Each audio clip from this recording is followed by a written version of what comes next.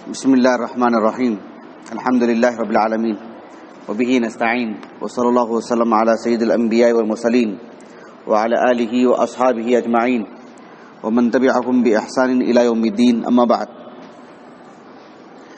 امام بخاری رحمہ اللہ کی الجامع الصحیح سے کتاب النفقات، اس کا 11واں باب ہے، باب کسوۃ المرأۃ بالمعروف۔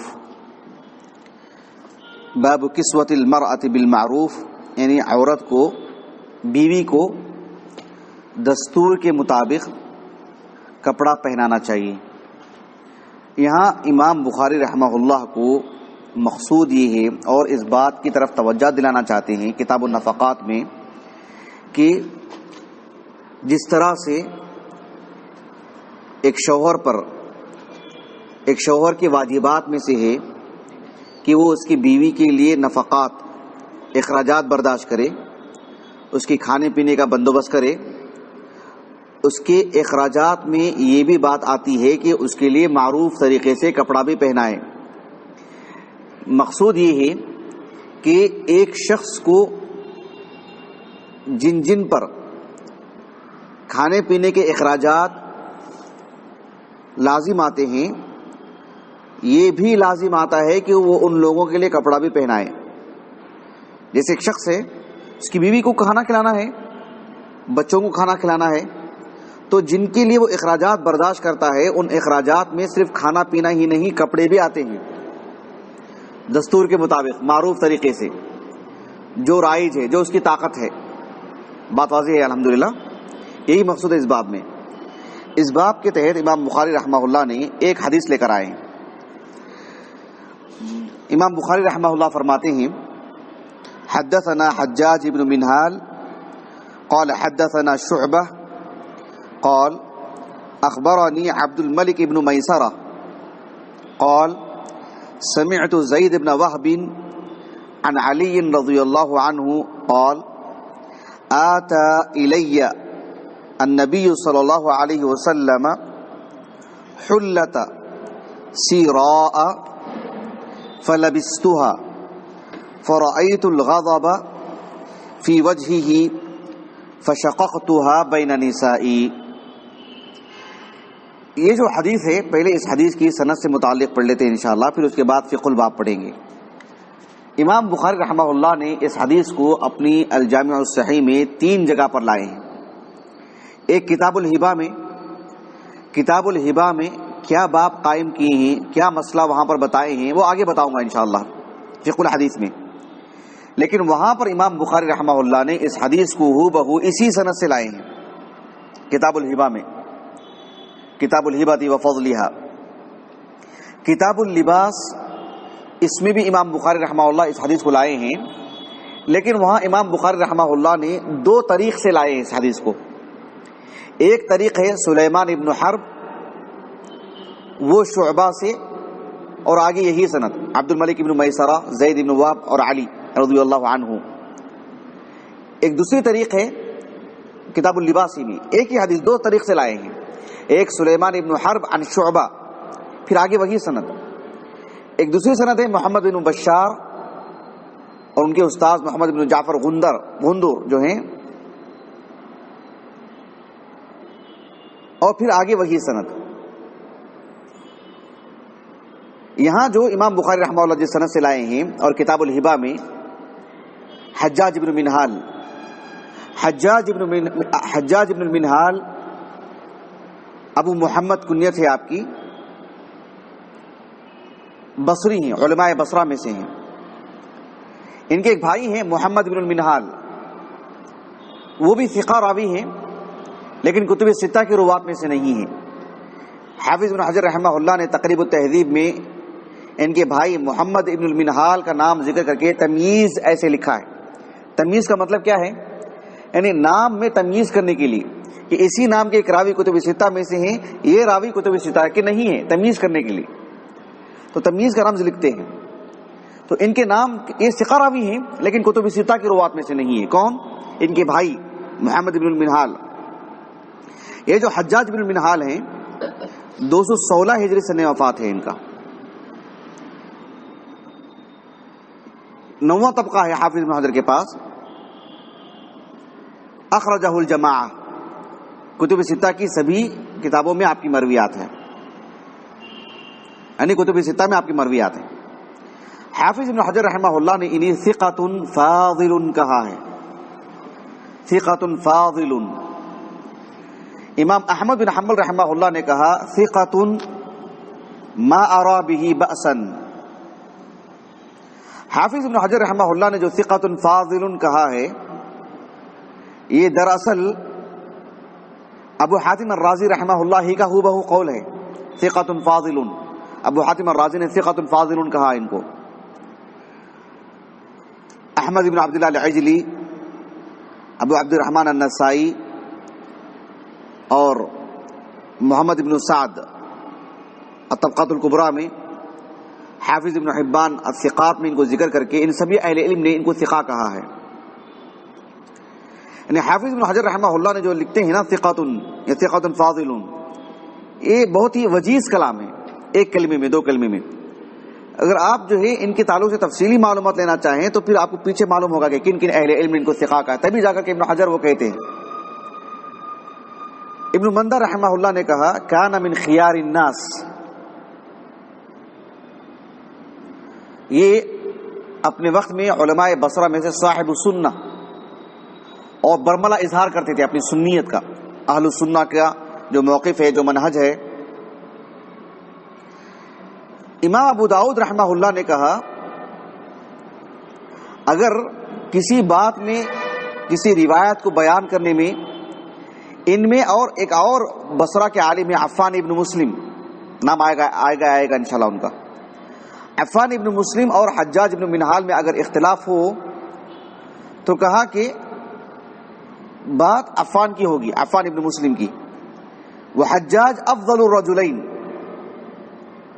وحجاج افضل الرجلین، عفان، میں نے جو عفان ابن مسلم کی بات کہی نا تو کہا کہ ان کی بات کو ترجیح دینے کی بات کہی امام ابو داؤد نے رحمہ اللہ۔ ان کے جو شاگرد ہیں ابو عبید العجوری، ان کی سوالات ہمارے پاس موجود ہیں الحمدللہ، نیچے کے مکتبے میں بھی ہیں، میرے مکتبے میں بھی ہیں۔ وہ یہ بحیثیت ایک مسلمان تاجر بھی تھے، اسمسار جس کو کہتے ہیں، دلالی کرنا، بروکر، تو وہ عملی طور پر یہی کیا کرتے تھے۔ ہمارے اسلاف کے پاس قناعت بہت بڑی دولت تھی، قناعت۔ مثال کے طور پر یہ کسی کے تعلق سے بتاتے کہ آپ کو لینا ہے یہ چیز تو آپ ان کے پاس لے لیجئے، آپ کو اس طرح کی چیزیں چاہیے آپ وہاں جائیے وہ چیزیں لے لیجئے، پھر اس پر یہ کچھ معاوضہ بھی لیا کرتے تھے۔ تو ایک ایک دانے کے مقابل ایک ایک دینار لیتے تھے، اپنی صلاحیت۔ اب میں اس میں نہیں جاؤں گا یہ سمسار کیا چیز ہوتی ہے، پھر وہ موضوع ہی بدل جائے گا، لیکن ان کے زندگی سے متعلق یہ بتانا چاہ رہا تھا میں کہ قناعت دیکھیں ان کی، کہ ایک مرتبہ ایک شخص خراسان سے ایک صاحب آئے اور وہ بھی محدث تھے اور بڑے خوشحال انسان تھے وہ۔ انہوں نے ان کو ایک حبہ کے بدلے میں 30 دینار دے دی۔ انہوں نے ان 30 دینار واپس کیے اور کہا کہ یہ جو تمہارے دینار ہیں احون الینا من التراب، یعنی یہ مٹی سے بھی زیادہ جو اس کی قیمت نہیں میرے پاس، مجھے کیا ضرورت ان سب چیزوں کی، میری محنت میری صلاحیت کے مطابق جو ہے میں وہی لوں گا معروف طریقے سے، بقیہ پورے واپس کر دیے ان کو۔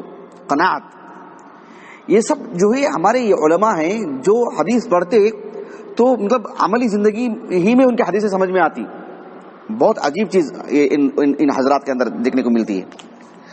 چلیے ان کے جو استاذ ہیں شعبہ بن الحجاج، شعبہ بن الحجاج یعنی مرکزی شخصیت ہیں اس حدیث کو بیان کرنے میں، یعنی امام شعبہ رحمہ اللہ سے متعدد لوگوں نے روایت بیان کی، محمد بن جعفر غندر بھی رحمہ اللہ، اسی طرح سے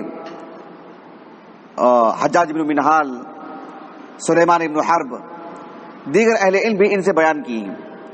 امام شعبہ رحمہ اللہ کی زندگی سے متعلق تفصیلی کلام ہو چکا ہے تقریباً آج سے ایک 3-4 درس پہلے۔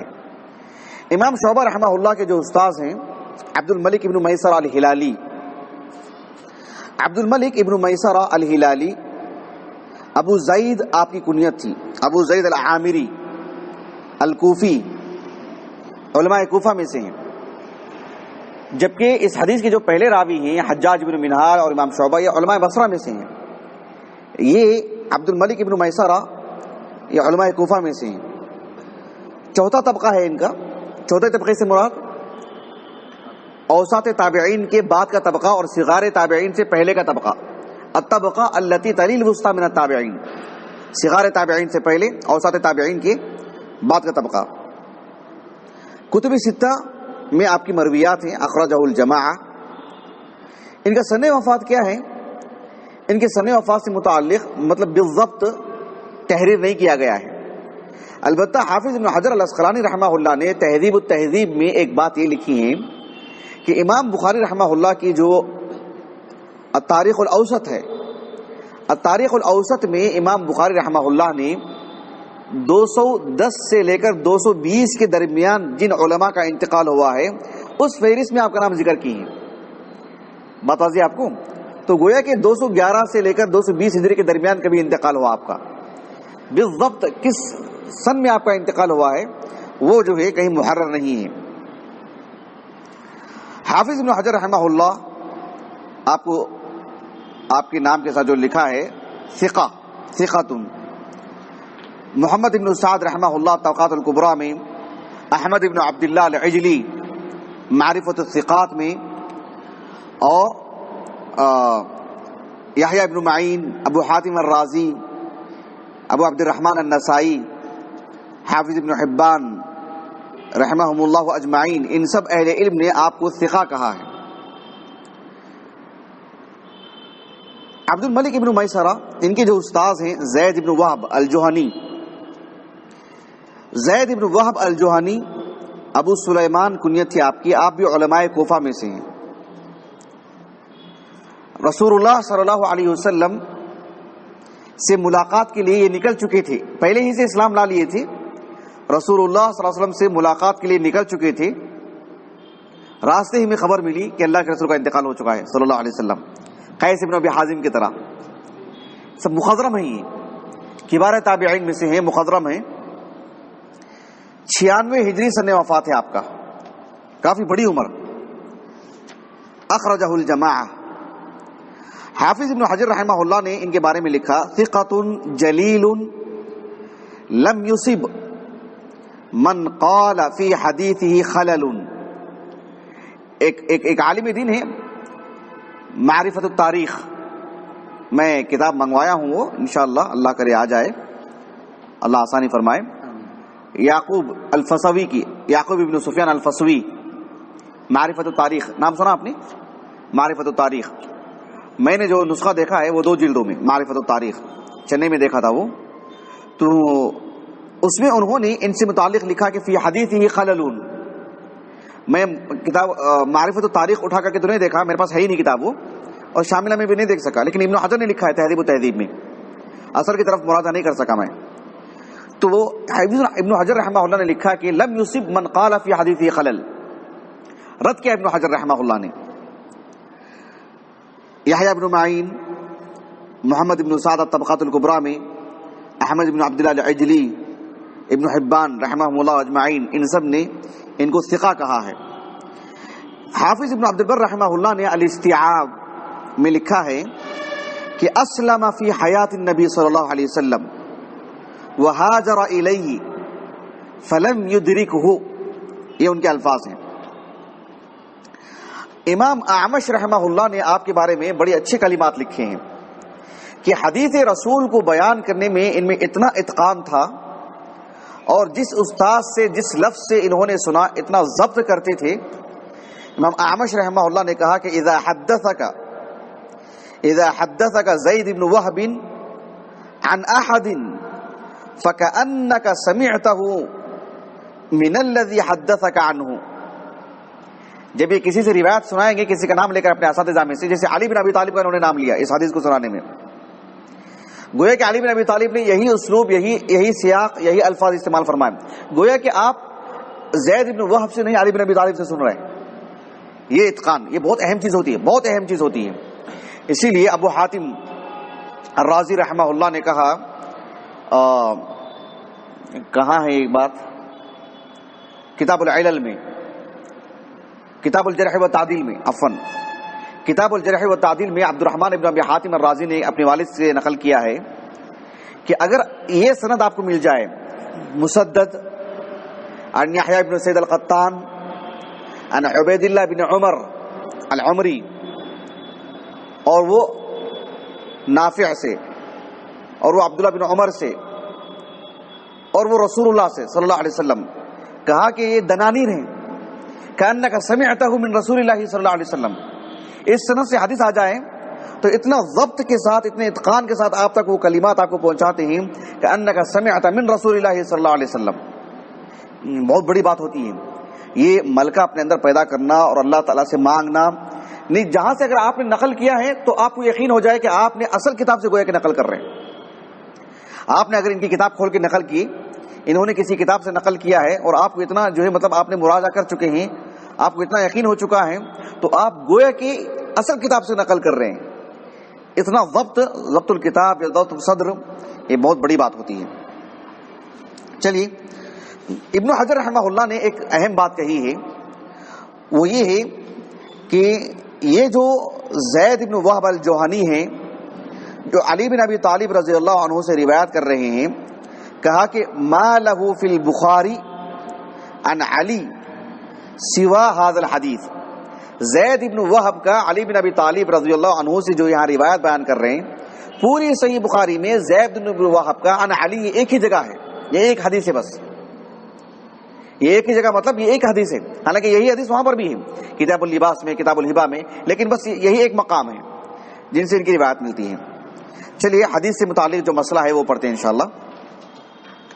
امام بخاری رحمہ اللہ نے باب قائم فرمایا، باب کسوۃ المرأۃ بالمعروف، یعنی دستور کے مطابق معروف طریقے سے جس جگہ میں آدمی رہتا ہے وہاں ایک خاتون کے لیے، اس کی بیوی کے لیے جو لباس ہے، شرعی لباس جو اس کو ساتر کر سکے، جو اس کے لیے بہتری لا سکے، وہ لباس دینے کا وہ مکلف ہے.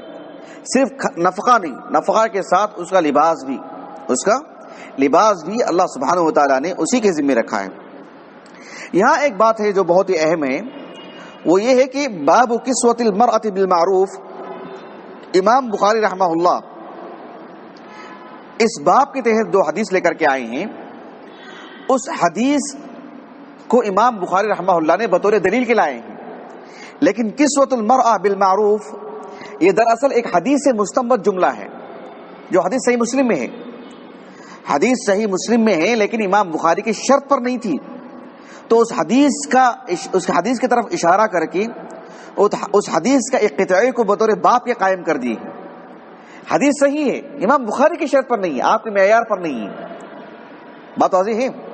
اور جو آپ کے معیار پر ہے، جو آپ کے شرط پر ہے، اس حدیث کو ترجمۃ الباب کے تحت لائے ہیں، جبکہ باب جو قائم کی ہیں وہ اس حدیث کا قطعہ ہے جو آپ کی شرط پر نہیں ہے. صحیح مسلم میں حدیث ہے وہ.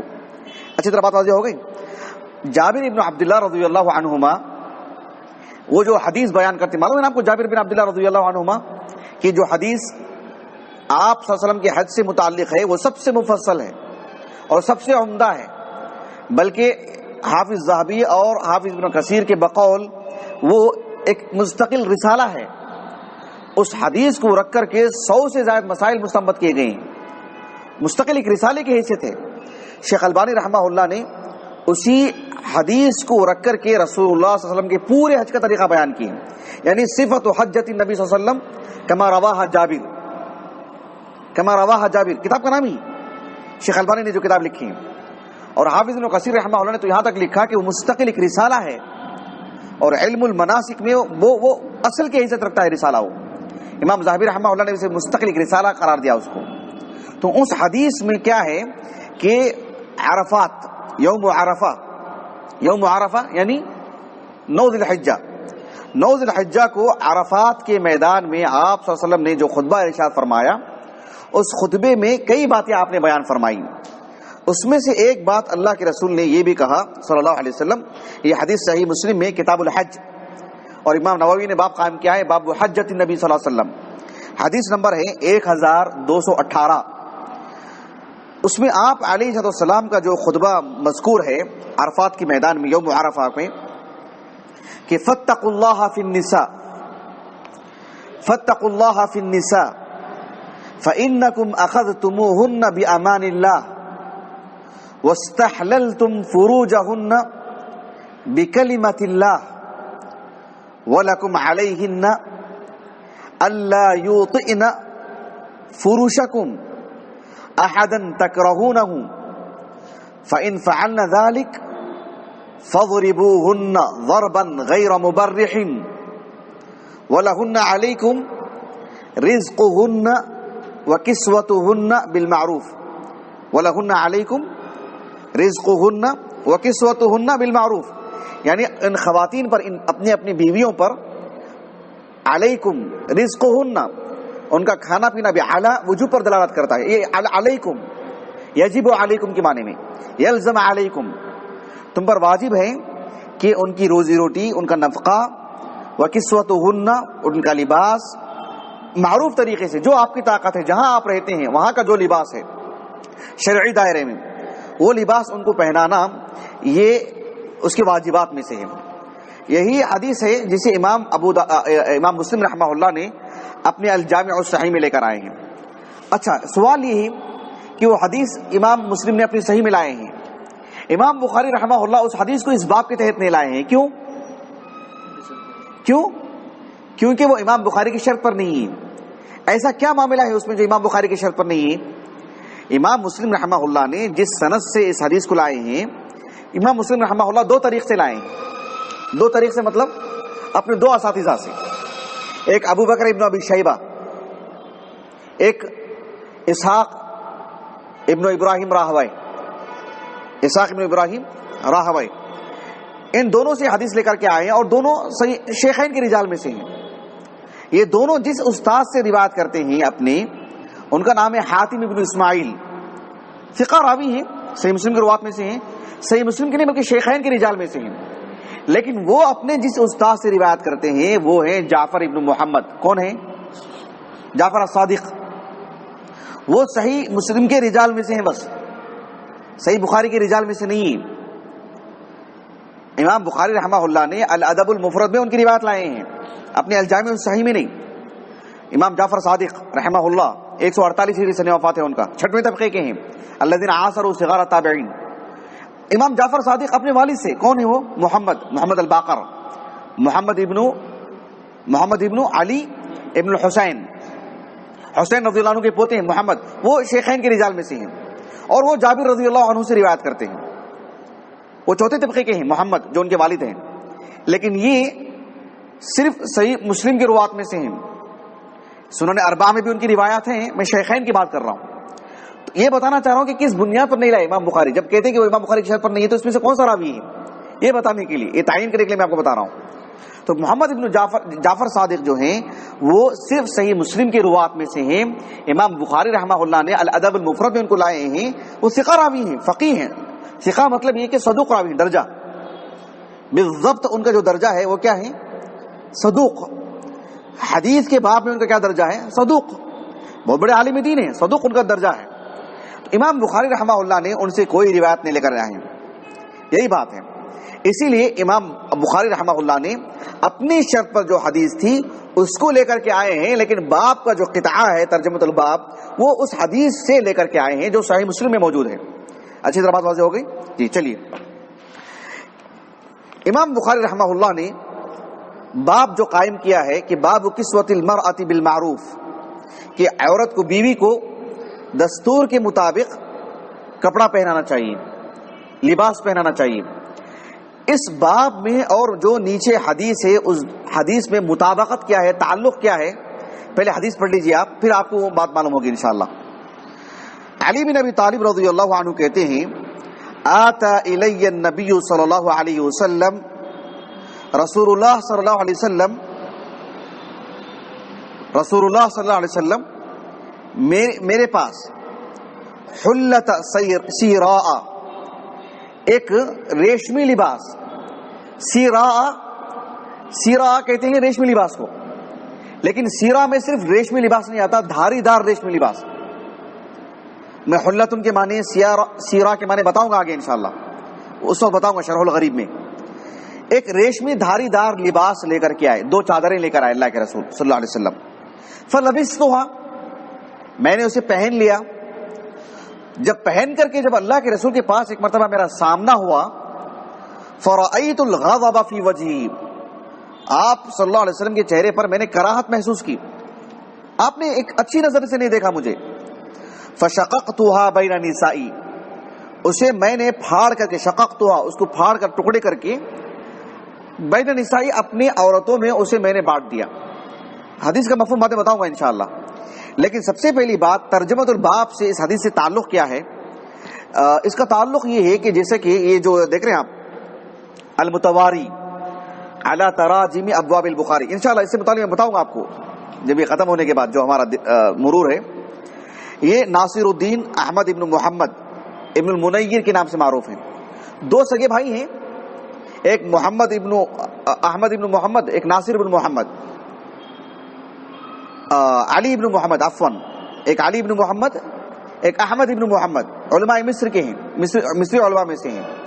دونوں نے ہو بہو یہ کتاب لکھی ہے المتواری علی تراجم ابواب البخاری۔ ہمارے پاس ایک کتاب ہے معجم المؤلفین، اس میں دیکھیں آپ، انہوں نے دونوں بھائیوں کا نام لکھا اور دونوں بھائیوں کے ترجمہ حیات میں اس کتاب کا نام لکھا ہے کہ دونوں نے کتاب لکھی ہے، لیکن ان کی کتاب معروف نہیں ہے، بلکہ میرے علم کے مطابق مطبوع ہے یا نہیں وہ بھی نہیں معلوم۔ یہ تو بہت مشہور کتاب ہے، غیر معمولی، ابن حجر نے تو خوب حوالہ دیتے ہیں اس کا۔ تو ترجمۃ الباب اور حدیث میں مطابقت کیا ہے، ابن حجر نے انہی کا قول نقل کیا ہے، ابن حجر نے اپنے الفاظ میں نقل کی ہیں۔ یہ کیوں بتا رہا ہوں میں آپ کو، آگے جب جائیں گے آپ، یا ابھی آپ کے پاس المکتبۃ الشاملہ ہے نا، اگر آپ اس کو استعمال کریں گے اور ابن حجر ان کے حوالے سے لکھیں گے، آپ کے پاس یہ کتاب نہیں ہوگی، آپ ان کی کتاب اگر اس میں موجود نہیں ہے مثلا، یا ہے بھی تو آپ ان کی کتاب المکتبۃ الشاملہ سے کھول کر کے المتواری، اور آپ ابن حجر نے جو الفاظ استعمال کیے ہیں ان کے نام سے وہ ڈالیں گے تو نہیں ملے گا آپ کو، سمجھ رہے ہیں؟ قدیم علماء کا انداز کیا ہوتا تھا، قدیم علماء کا، مثلا ابن حجر رحمہ اللہ اس باب کے تحت انہوں نے کیا لکھا ہے پڑھ لیتے، پڑھ لے کر اپنے الفاظ میں لکھتے۔ آج کا دور ایسا نہیں ہے، آج کے دور میں اگر آپ ان کا حوالہ دیتے ہیں تو آپ کو بالضبط کس طباعت کون سی ہے، مجلدات ہے یا مجلد ہے، صفحہ نمبر کیا ہے، واوین ڈال کر کے ان کی ہو عبارت لکھنی پڑے گی آپ کو، یا نہیں کرتے ہیں آپ تو آپ کو لکھنا پڑے گا کہ بتصرف، کچھ تصرف کے ساتھ میں نے لکھا ہے، یا جو ہے الفاظ میرے ہیں اس طرح کا مفہوم انہوں نے لکھا ہے، ایسی آپ کو وضاحت کرنی پڑے گی۔ لیکن قدیم زمانے میں ایسا نہیں ہوتا ہے۔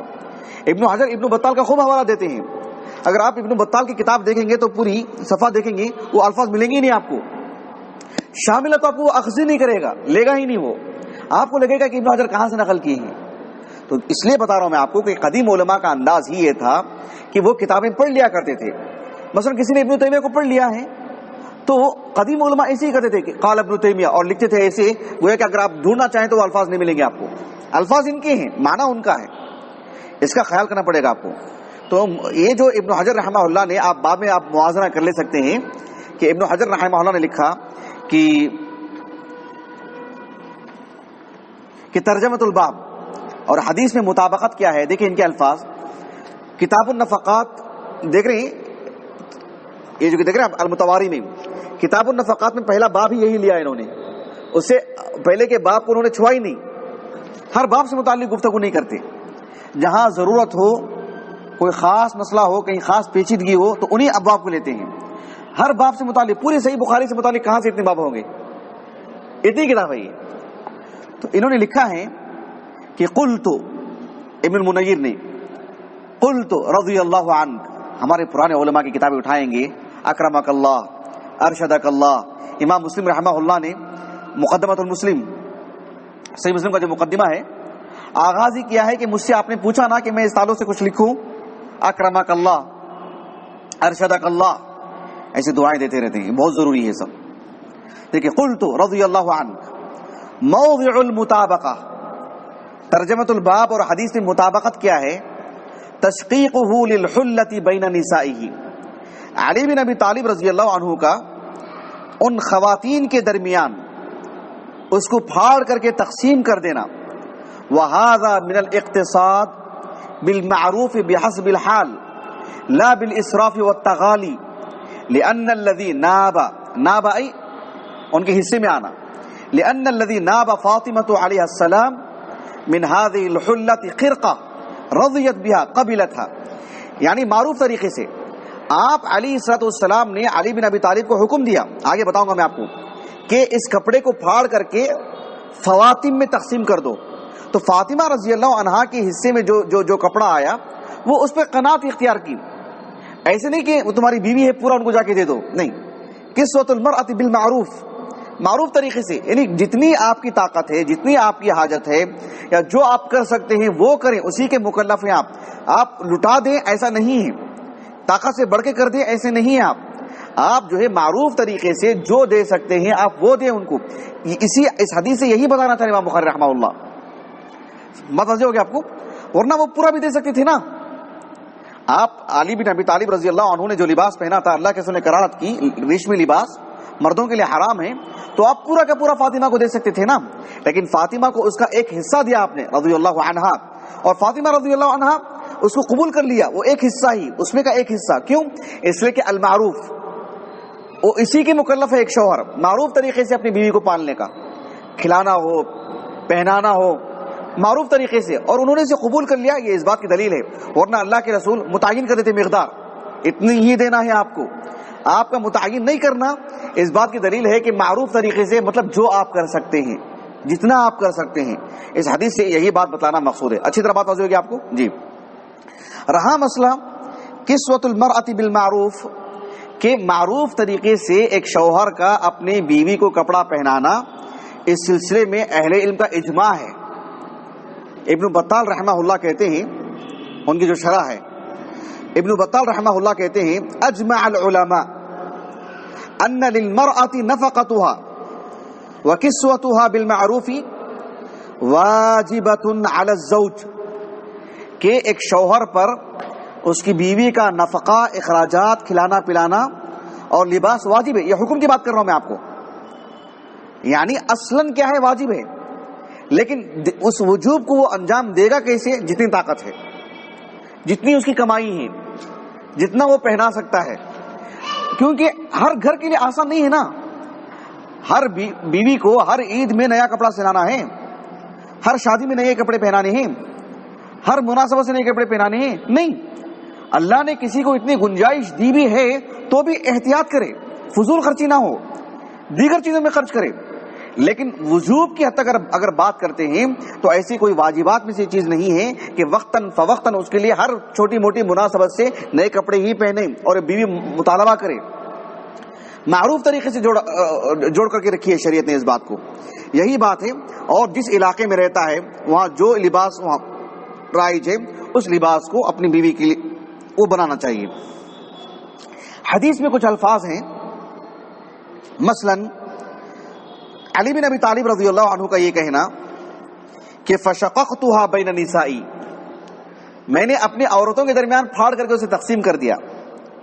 حافظ ابن حجر رحمہ اللہ کہتے ہیں کہ اس سے کسی کو وہم ہو سکتا ہے کہ فاطمہ رضی اللہ عنہا کے علاوہ بھی کوئی بیوی تھی کیا ان کی. تو بات یہ ہے کہ آپ یعنی علی بن ابی طالب رضی اللہ عنہ فاطمہ رضی اللہ عنہا جب ان کی زوجیت میں تھی تب تک صرف فاطمہ ہی تھی، دوسری بیوی نہیں تھی. فاطمہ رضی اللہ عنہا کے انتقال کے بعد ہی انہوں نے اور خواتین سے شادی کی، فاطمہ کے ہوتے ہوئے کسی اور سے شادی نہیں کی. تو یہاں پر کیا مقصود ہے؟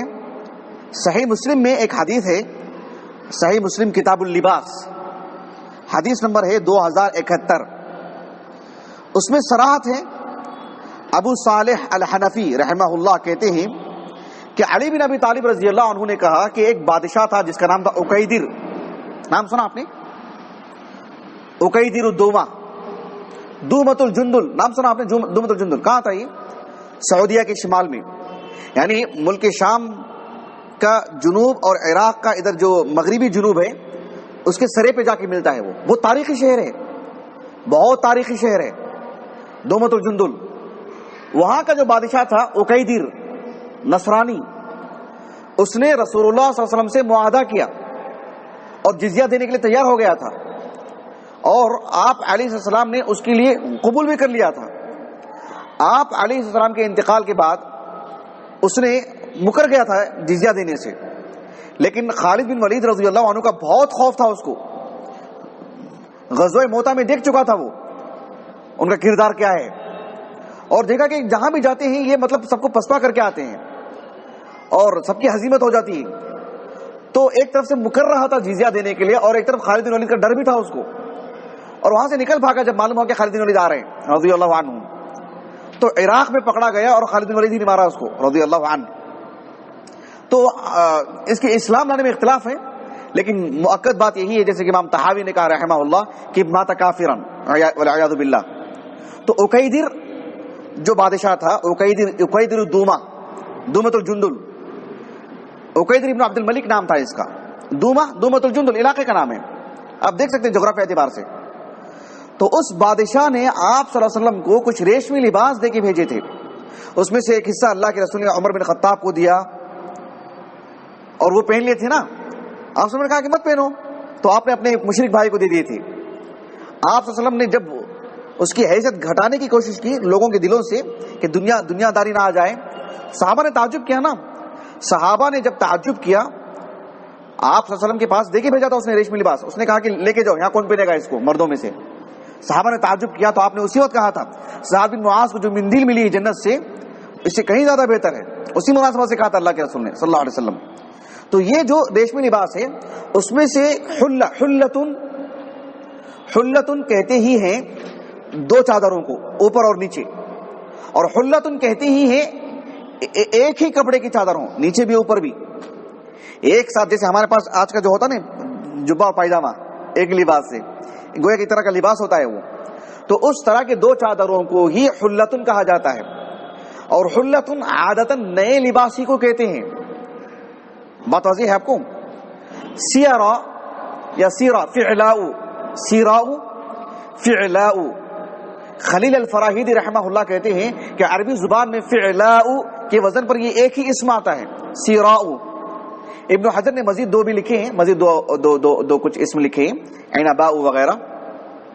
تو سیراء کہتے ہیں جس میں ریشمی کی دھاری دار چادر ہو, یعنی اے تسیر سارا یسیرو, تسیر کے معنی چلانا یعنی دھاری دار بنانا. سیراء کہتے ہیں ایسا ریشمی لباس جس میں دھاری دار ہو. تو وہ اللہ کے رسول نے علی بن ابی طالب کو دیے رضی اللہ عنہ. تو وہ پہن کر کے آئے تھے, ایک مرتبہ اللہ کے رسول پہنتے تھے وہ, لیکن جب اللہ کے رسول نے ان کو پہنتے ہوئے دیکھ لیا آپ نے, تو آپ نے غصے کا اظہار فرمایا, اور اللہ کے رسول ذاتی طور پر خود حکم دیا آپ نے. آپ علیہ السلام نے کہا کہ لم ابعث الیک لتلبسها, تم کو پہننے کے لیے نہیں دیا میں آپ کو. آپ نے فرمایا کہ شقق, اس کو پھاڑو اور اس کو تقسیم کر دو. کن کے درمیان؟ بین الفواتم, صحیح مسلم کی حدیث ہے, بین الفواتم یعنی فاطمہ نام کی جو عورتیں ہیں, ایک فاطمہ بنت محمد فاطمہ رضی اللہ عنہا, ایک فاطمہ بنت اسد خود ان کی والدہ, ایک فاطمہ بنت حمزہ بن عبد المطلب کی بیٹی. ان خواتین کے درمیان تقسیم کرنے کے لیے کہا اللہ کے رسول نے صلی اللہ علیہ وسلم. یہ آپ علیہ السلام ہی نے ان کو حکم دیا. آپ نے فرمایا کہ اس کو پھاڑ کر کے تقسیم کر دو. شققہ خمرا بین الفواتین, یہ جو اس کو ہے, یہ جو چادر ہیں اس کو پھاڑ کر کے خواتین کے درمیان تقسیم کر دیں. تو یہ علی بن ابی طالب کا یہ کہنا کہ فشققتها بین نسائی, تو بین نسائی سے مراد ان کی بیویاں مراد نہیں ہے, بلکہ ان کے گھریلوی خواتین, یعنی بین الفواتین, ان خواتین کے درمیان تقسیم کرنے کے لیے کہا اللہ کے رسول نے صلی اللہ علیہ وسلم. آخری بات اس باب سے متعلق کہ امام بخاری رحمہ اللہ نے کتاب الہبہ میں اس حدیث کو لا کر کے یہ باب قائم کی ہے کہ باب ہدیتی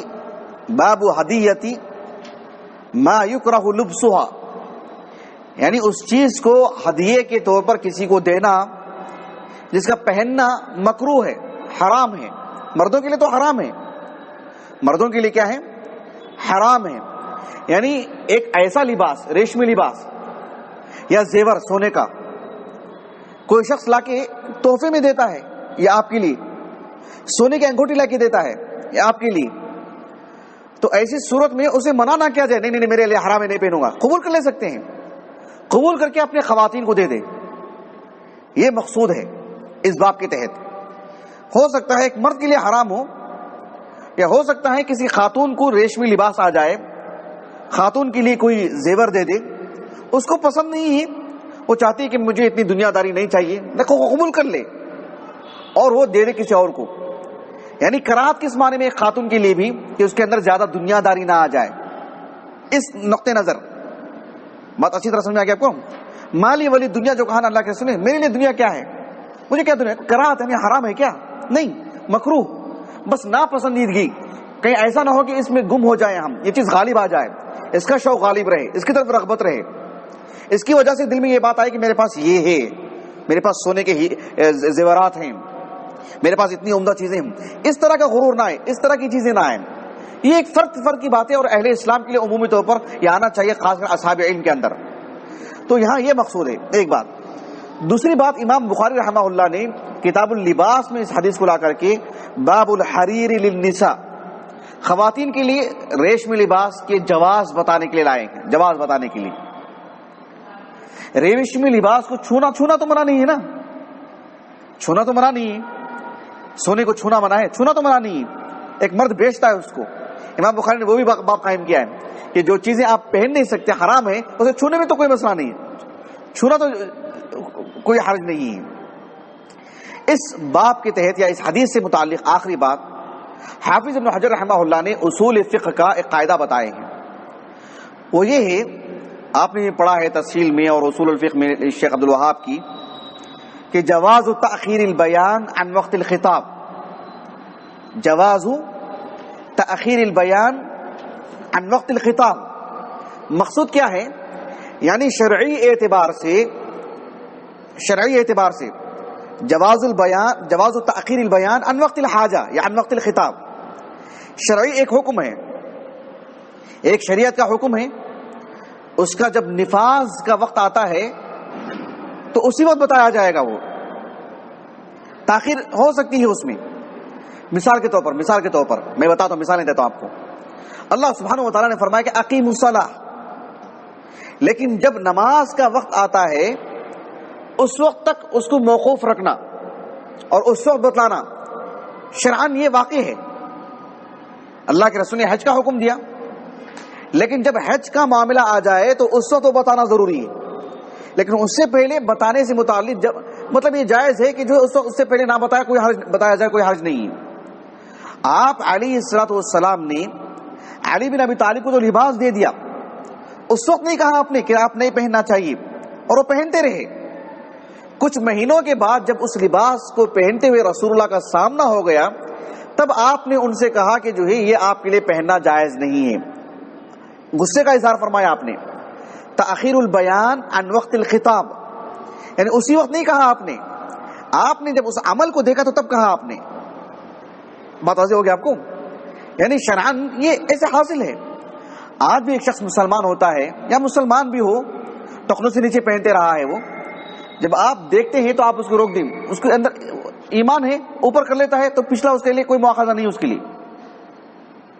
بات واضح ہو گیا آپ کو؟ شیخ ابن باز رحمہ اللہ فرماتے ہیں کہ یہ جو تأخیر البیان عن وقت الخطاب ہے، کسی مسلمان کو یا کسی بھی شخص کو جب ایک برائی میں دیکھتے ہیں تو آپ پر روکنا ضروری ہے، جب تک کہ آپ کے اندر طاقت ہے۔ خاص کر اصولی مسائل میں، جیسے شرک میں کسی کو دیکھتے ہیں آپ کو روکنا چاہیے، آپ پھر کسی مصلحت کے تحت کسی اور وقت کے لیے نہیں ٹالنا چاہیے اس کو۔ لیکن مسائل ایسے ہوتے ہیں، کچھ فروعی مسائل ہوتے ہیں، اس کی تخفیف نہیں ہے، لیکن آپ دیکھتے ہیں کہ فی الحال کے بجائے میں اس وقت بولوں گا تو زیادہ بہتر رہے گا، اس میں گنجائش نکل سکتی ہے۔ اصولی چیزوں میں علی الفور کرنے کی کوشش کرنی چاہیے۔ بات واضح آپ کو؟ جی، یہ ایک اصول کا قاعدہ بتایا ہے حافظ ابن حجر نے رحمہ اللہ۔ ٹھیک ہے، کوئی سوال ہے اس حدیث سے متعلق؟ ٹھیک ہے، میں اپنی بات کو ختم کرتا ہوں۔ سبحانک اللہم و بحمدک، اشہد ان لا الہ الا انت، استغفرک و اتوب الیک۔